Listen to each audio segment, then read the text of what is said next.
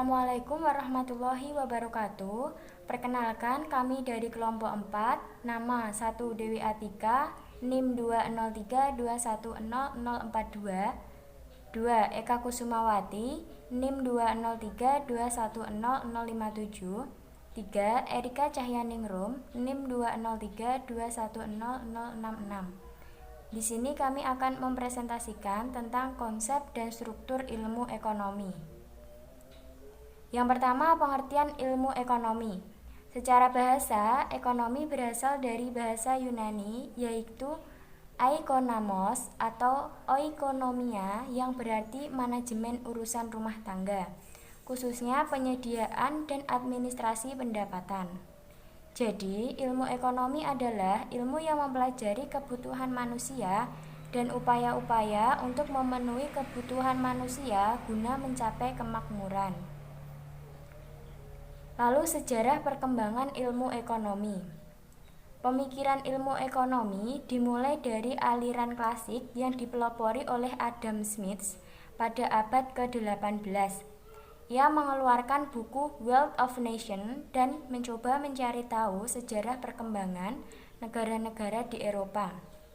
Pada saat itu, ia menciptakan teori invisible hand, atau teori yang menjadikan pasar sebagai penentu terhadap harga barang, sehingga peran pemerintah terbatas.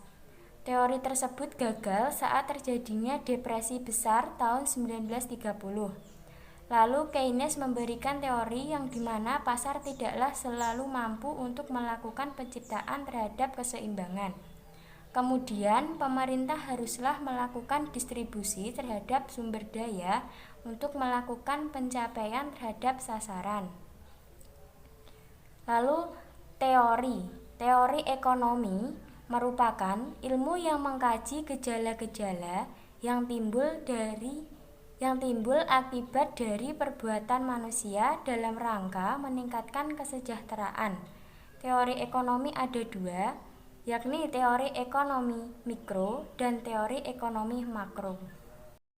Ruang lingkup ekonomi ada dua, yaitu yang pertama ekonomi makro, yang mempelajari bagian kecil atau aspek individual dari kegiatan perekonomian sebagai penentuan harga.